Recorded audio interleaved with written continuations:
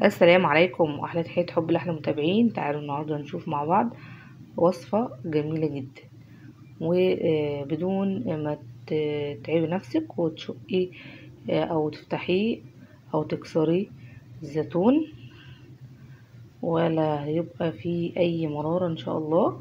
الوصفة سهلة وبسيطة وجميلة، وانا كنت بعملها من زمان بس ما بقولش لحد عليها الصراحة.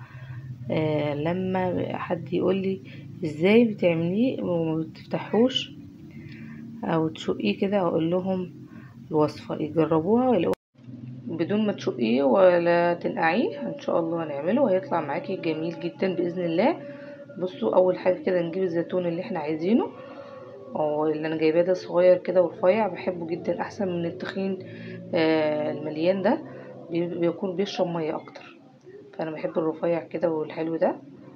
وكمان ايه بيتخلل كمان عند يعني اللي بيخللوا اي مخلل بيجيبوا الرفيع ده عشان يقعد معاهم فترة اطول ويدنه ماسك نفسه ويبقى حلو. انا بشيل منه اي حاجة كده، لو انتوا شايفين اي حاجة ملهاش لازمة بايظة.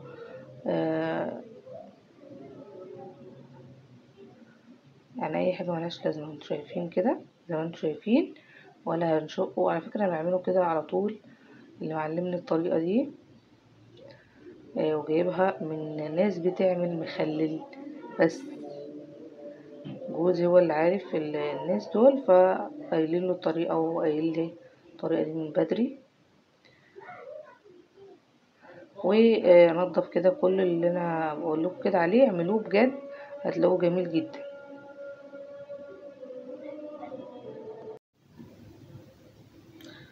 وبعد كده هغسله بعد ما انضفه غسلة حلوة جدا. طبعا السوق كله تراب وبهدلة، يعني لازم نغسله كويس قوي قوي قوي قوي. تمام، وبالشكل ده نضفته، لميت كل حاجة مش محتاجينها وشلتها. اغسله بقى تحت الحنفية على طول كده تحت المية الجارية كده، غسلة محترمة، غسلتين 3 4 لما المية تبقى نظيفة وينضف معايا. هنشوف مع بعض. سهل جدا وبسيط، مش اي تعقيد خالص. اهم حاجة الواحد يعمل حاجة بحب وبضمير. اي حاجة بقولها لكم بجد لازم اكون مجرباها وعاملاها. بس بغسله كويس غسلة كويسة بالشكل ده.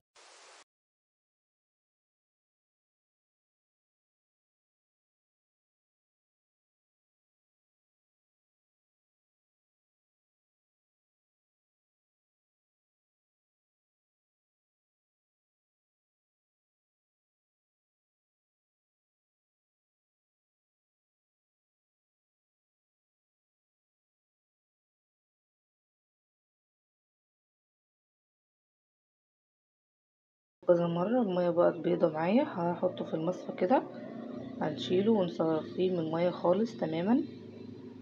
اهم حاجة نصفيه من المية، لو ينفع تنشفيه من المية بفوطة بتاعة المطبخ نضيفة، نشفيه احسن.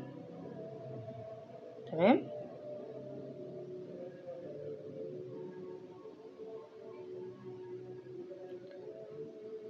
بس عندي ازايز مية فاضية نضيفة وغسلها كويس. لو عندكم بطرمانات مفيش اي مشكلة، عندكم الازاز دي هوريكم دلوقتي. لو عندكم ازاز هتعملوا فيها ايه. بس انا عندي ازايز بلاستيك بتاعة المية. تمام، احنا لو عبينا ازاز كده في الازاز دي ايه اللي هيحصل؟ هيتخلل. تمام، وهنيجي نخرجه مش هنعرف نخرجه خالص. حتى الازاز ده لو البلاستيك لو مليته هعرف افضيه او اقطعها الازازة، لكن الازاز ده لو مليتها هنزله ازاي؟ مش هينفع اكسر الازازة، لا مش هينفع طبعا. فانا بعملش في الازاز البلاستيك العاديه بتاعه الميه. بيبصوا الصغيره دي هملاها دي عشان هتبقى التست بتاعي. يعني لما قرب يستوي خلاص بدوق من الازاز الصغير، ما افتحش الازاز الكبيره. وخلاص كده استوى عندي. حتى الازازه الصغيره دي ممكن اقصها وبعد كده اشوف استوى خلاص. بعد كده بحتاج اللي بحتاجه وبطلعه. ولو في الحر اي مخلل عندي بفتح الازازه بتاعته وبحطها في التلاجة على طول علشان ما يعملش معايا طبقه البيضه دي او التعفن. فانا بطلعش كل الكميه اللي انا عايزاها. فانا بجرب في الاول الازازه الصغيره. خلاص كده يبقى استوى بعد 15 يوم، بالكتير خالص 20 يوم اشوف. ويقعد معايا من سنة لسنة بنفس الطريقة جميل. بس لما بنفتح الازازة طبعا اول بطرمان لو عملنا في بطرمان ما نطلعش المعلقة الألمونيا او معلقة الألمونيا دي تمام، او سلستين اي حاجة معدن يعني. او نطلع بمعلقة خشب ونغسل المعلقة ومنحطهاش تاني في البطرمان بتاعنا. يفضل معلقة خشب او سيليكون احسن من المعدن طبعا. انا هملى الازاز بتاعتي كده بالشكل ده. يعني قاعدة كده بستلى فيه. الازاز حلوة جدا على فكرة وبتطلع كل الهواء اللي فيها. الكمية كلها نحطها بالشكل ده.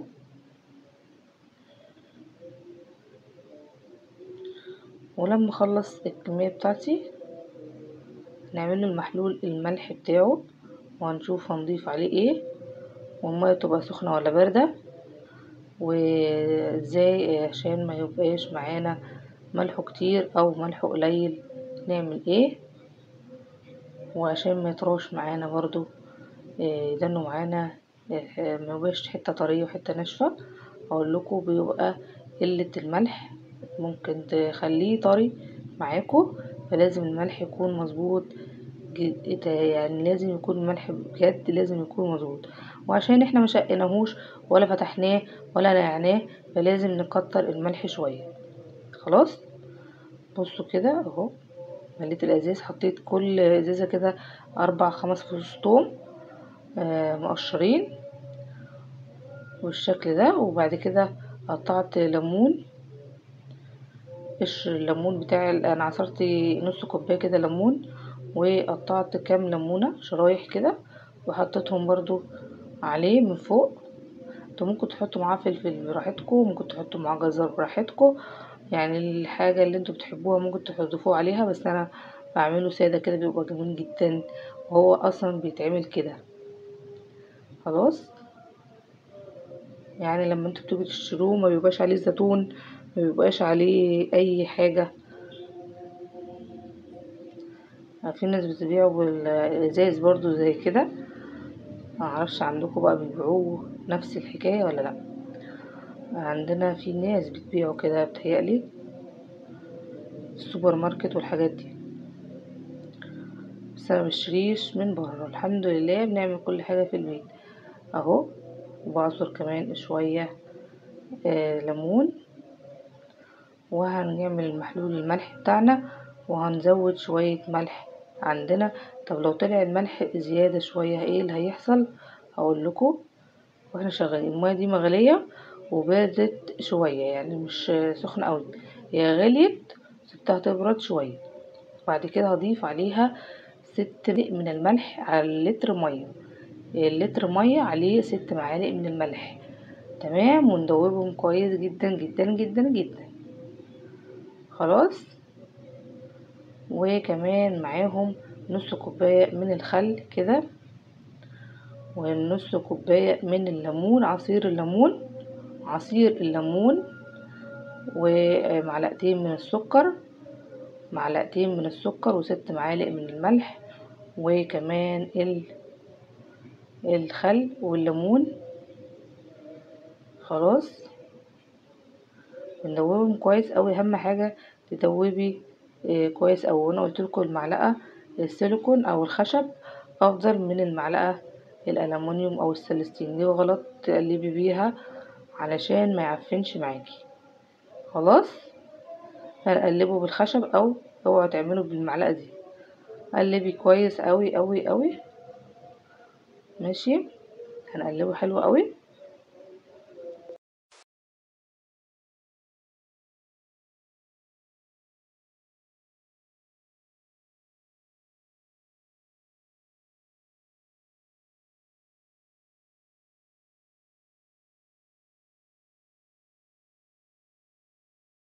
بقى الميه شويه شويه لما الزيته بتاعتنا تتملي على الاخر من الميه او الملح اللي احنا حطيناها.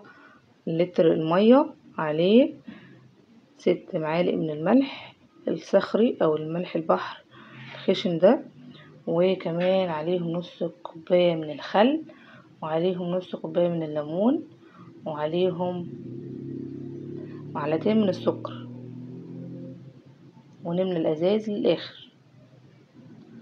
طيب لو الملح جه زياده لما ندوقه ويستوي معانا بعد ما نطلعه، ايه اللي هيحصل؟ ممكن هنعمل ايه؟ هنغلي ميه ونسيبها تبرد برضو، ونحط عليها معلقتين من السكر ونحطهم عليهم قبلها بيوم او حاجة قبل ما ناكل منه، وهتلاقوه طعمه بقى جميل جدا واتظبط وبقى جميل بجد. جربوا وهتلاقوا الطريقة دي حلوة جدا. عاملة كل الازاز المية الملح، لو خلصت برضو اعملوا الطريقة هي المية لتر مية عليه 6 معالق من الملح، عليه معلقتين من السكر، نص كوباية خل تفاح، خل عنب، اي حاجة، نص عصير كوباية عصير ليمون، عصير ليمون حامض يعني اللي بيقولوا عليه، في ناس بتقول عليه الحامض، هو ليمون عندنا. تمام، ونغطيه حلو جدا، بس نملى الازاز لغاية لما تتملي خالص من المية والملح، ونقفل عليه كويس، ونرج الازاز ونحطه في مكان يكون يعني مفيهوش ضوء شمس، ونعينه معانا ونحفظه يقعد معانا بالسنة واكتر، وبيقعد حلو جدا بعد ما يستوي، كمان بيقعد معانا باكتر من السنة سنتين ومجرالوش اي حاجة ما شاء الله. وبألف هنا وشفا لما تعملوه ويطلع معاكم حلو جدا.